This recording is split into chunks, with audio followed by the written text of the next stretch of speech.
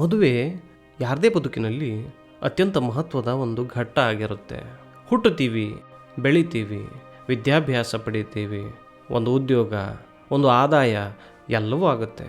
ಹಾಗೆಯೇ ಸರಿಯಾದ ವಯಸ್ಸಿಗೆ ಮದುವೆಯಾಗುವುದು, ಗೃಹಸ್ಥಾಶ್ರಮಕ್ಕೆ ಕಾಲಿಡುವುದು, ನೆಮ್ಮದಿಯ ಬದುಕನ್ನು ಕಟ್ಟಿಕೊಳ್ಳೋದು, ಇದು ಎಲ್ಲರ ಆಸೆಯಾಗಿರುತ್ತೆ, ಅಭಿಲಾಷೆಯಾಗಿರುತ್ತೆ. ಮನೆಯಲ್ಲಿ ಮಕ್ಕಳ ಮದುವೆ ಆಗದಿದ್ದರೆ ತಂದೆ ತಾಯಿಗಳಿಗೂ ಕೂಡ ಇದು ದೊಡ್ಡ ಮಾನಸಿಕ ನೋವನ್ನು ಉಂಟು ಮಾಡುತ್ತೆ.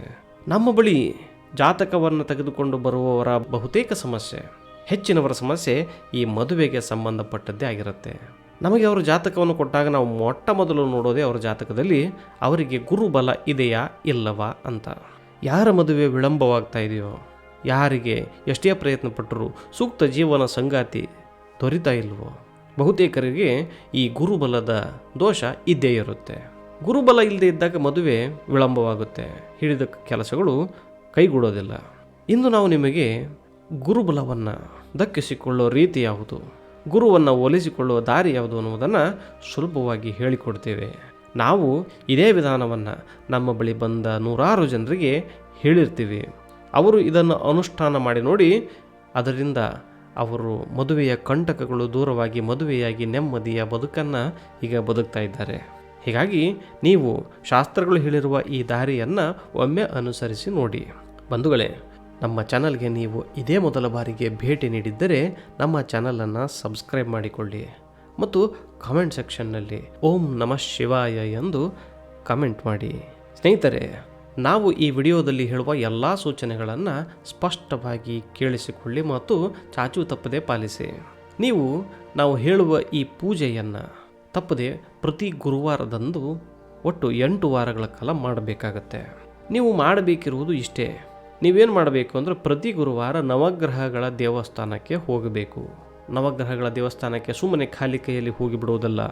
ನೀವು 100ರಿಂದ 200 ಗ್ರಾಮ್ನಷ್ಟು ಕಡಲೆ ಬೀಜವನ್ನು ಒಂದು ಹಳದಿ ವಸ್ತ್ರದಲ್ಲಿ ಗಂಟು ಕಟ್ಟಿ ತೆಗೆದುಕೊಂಡು ನವಗ್ರಹ ದೇವಸ್ಥಾನಕ್ಕೆ ಹೋಗಬೇಕು. ಕಡಲೆ ಬೀಜವೇ ಯಾಕಂದರೆ ಶಾಸ್ತ್ರಗಳು ಹೇಳುವಂತೆ ಗುರುಗ್ರಹದ ಧಾನ್ಯ ಕಡಲೆ ಬೀಜ, ಕಡಲೆಕಾಯಿ, ಅದರಲ್ಲಿ ಗುರುವಿನ ಸಾನ್ನಿಧ್ಯ ಇರುತ್ತೆ. ಅದನ್ನು ಯಾರು ದಾನ ಕೊಡ್ತಾರೋ ಅವರಿಗೆ ಗುರುಬಲ ಒಲಿಯುತ್ತೆ ಅಂತ ಜ್ಯೋತಿಷ ಶಾಸ್ತ್ರ ಹೇಳುತ್ತೆ. ಇನ್ನು ಹಳದಿ ಬಣ್ಣದ ಬಟ್ಟೆಯೇ ಏಕೆ? ಹಳದಿ ವಸ್ತ್ರ, ಹಳದಿ ಬಣ್ಣ ಗುರುವನ್ನು ಪ್ರತಿನಿಧಿಸುತ್ತೆ. ಹೀಗಾಗಿ ಹಳದಿ ವಸ್ತ್ರದಲ್ಲಿಯೇ, ನೆನಪಿಟ್ಟುಕೊಳ್ಳಿ, ಹಳದಿ ವಸ್ತ್ರದಲ್ಲಿಯೇ ಕಡಲೆ ಬೀಜವನ್ನು ಗಂಟು ಕಟ್ಟಿ ನೀವೇ ನಿಮ್ಮ ಕೈಯಾರ ತೆಗೆದುಕೊಂಡು ನವಗ್ರಹ ದೇವಸ್ಥಾನಕ್ಕೆ ಗುರುವಾರದಂದೇ ತಪ್ಪದೇ ಹೋಗಬೇಕು. ನವಗ್ರಹ ದೇವಸ್ಥಾನದಲ್ಲಿ ನೀವೇನು ಮಾಡಬೇಕು ಅಂದರೆ ಆ ಗಂಟನ್ನು, ನೀವು ತಂದಿದ್ದ ಕಡಲೆ ಬೀಜದ ಗಂಟನ್ನು ಹಿಡಿದುಕೊಂಡು ನವಗ್ರಹದ ದೇವಸ್ಥಾನಕ್ಕೆ 9 ಬಾರಿ ಪ್ರದಕ್ಷಿಣೆಯನ್ನು ಹಾಕಿ, ಅನಂತರ ಅಲ್ಲೇ ಒಂದು ಕಡೆ ಕುಳಿತು ನಾವು ಈಗ ನಿಮಗೆ ತೋರಿಸುತ್ತಿರುವ ಈ ಗುರುಗ್ರಹದ ಮಂತ್ರ, ಗುರು ಸ್ತೋತ್ರವನ್ನು 108 ಬಾರಿ ಜಪವನ್ನು ಮಾಡಿ ಮುಗಿಸಿದ ಮೇಲೆ ಆ ಗಂಟಿನ ಜೊತೆಗೆ ಒಂದಷ್ಟು ದಕ್ಷಿಣೆಯನ್ನು ತೆಗೆದುಕೊಂಡು ಅಲ್ಲಿರುವ ಅರ್ಚಕರಿಗೆ, ಹಿರಿಯರಿಗೆ ಅದನ್ನು ದಾನವಾಗಿ ಕೊಟ್ಟು ಅವರ ಕಾಲಿಗೆ ನಮಸ್ಕರಿಸಿ ಅವರಿಂದ ಆಶೀರ್ವಾದ ಪಡೆದುಕೊಳ್ಳಿ. ಅವರನ್ನೇ ಗುರು ಅಂತ ಭಾವಿಸಿ ನೀವು ಅದನ್ನು ದಾನ ಕೊಡಿ. ನೀವು ಇದನ್ನು ಕ್ರಮವಾಗಿ 8 ವಾರಗಳ ಕಾಲ ಮಾಡಿದರೆ ಅಕ್ಷರಶಃ ನಿಮಗೆ ಗುರುಬಲ ಒಲಿದು ಬರುತ್ತೆ. ನಿಮ್ಮ ಮದುವೆ ಎಲ್ಲ ಕಂಟಕಗಳು ದೂರವಾಗ್ತವೆ. ಇದನ್ನು ನೆನಪಿಟ್ಟುಕೊಳ್ಳಿ.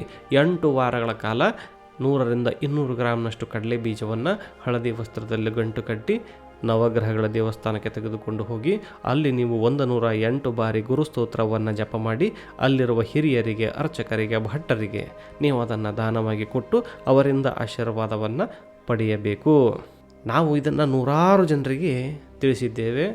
ಎಷ್ಟೋ ಜನರ ಬದುಕಿನಲ್ಲಿ ಇದು ಶುಭವನ್ನು ತಂದಿದೆ, ಗುರುಬಲವನ್ನು ತಂದುಕೊಟ್ಟಿದೆ. ಅವರು ಮದುವೆಯಾಗಿದೆ, ಮಕ್ಕಳಾಗಿವೆ, ನೆಮ್ಮದಿಯಿಂದ ಬದುಕ್ತಾ ಇದ್ದಾರೆ. ಹೀಗಾಗಿ ಬಹಳ ಜನರು ನಮ್ಮಲ್ಲಿ ಕಾಮೆಂಟ್ ಮಾಡಿ ಕೇಳುತ್ತಿದ್ದ ಪ್ರಶ್ನೆ ಇದು, ದೂರವಾಣಿ ಕರೆ ಮಾಡಿ ನಮಗೆ ಕೇಳುತ್ತಿದ್ದ ಪ್ರಶ್ನೆಯೇ ಇದು. ನಮಗೆ ಮದುವೆಯಾಗಿಲ್ಲ, ನಮಗೆ ಗುರುಬಲ ಇಲ್ಲ. ನೀವು ಇದನ್ನು ಮಾಡಿ ನೋಡಿ, ನಿಮ್ಮ ಎಲ್ಲ ದೋಷಗಳು ದೂರವಾಗ್ತವೆ, ನಿಮಗೆ ಮದುವೆಯಾಗುತ್ತೆ, ನೆಮ್ಮದಿಯಿಂದ ನೀವು ಬದುಕ್ತೀರಿ. ಹಾಗೆ ಇನ್ನು ಕೆಲವು ಜನರಿಗೆ ಇನ್ನೂ ಒಂದು ಅಭಿಲಾಷೆ ಇರುತ್ತೆ. ಅದೇನು ಅಂದರೆ ಅವರು ಇನ್ನೊಬ್ಬರನ್ನು ಪ್ರೀತಿಸ್ತಾ ಇರ್ತಾರೆ. ಲವ್ ಅಂತ ಹೇಳ್ತಾರಲ್ಲ, ಅದು ನಾನು ಅವಳನ್ನೇ ಮದುವೆಯಾಗಬೇಕು, ನಾನು ಅವನನ್ನೇ ಮದುವೆಯಾಗಬೇಕು ಅಂತ ಅವರು ಕನಸು ಕಟ್ಟಿಕೊಂಡಿರ್ತಾರೆ. ಆದರೆ ಈಗಿನ ಸಮಾಜದಲ್ಲಿ ಪ್ರೀತಿ ಪ್ರೇಮಕ್ಕೆ ಸಂಬಂಧಪಟ್ಟಂತೆ ನೂರಾರು ಸಮಸ್ಯೆಗಳಿವೆ. ಕುಟುಂಬದವ್ರನ್ನ ಒಪ್ಪಿಸಿ ಮದುವೆಯಾಗೋದು ಅಷ್ಟು ಸುಲಭದ್ದಲ್ಲ. ಹೀಗಾಗಿ ಅಂಥವ್ರು ಏನು ಮಾಡಬೇಕು ಅನ್ನುವುದಕ್ಕೆ ನಮ್ಮ ಮುಂದಿನ ವಿಡಿಯೋದಲ್ಲಿ ಒಂದು ಅದ್ಭುತವಾದಂತಹ ಸೂಚನೆಯನ್ನು ನಾವು ಕೊಡ್ತೇವೆ.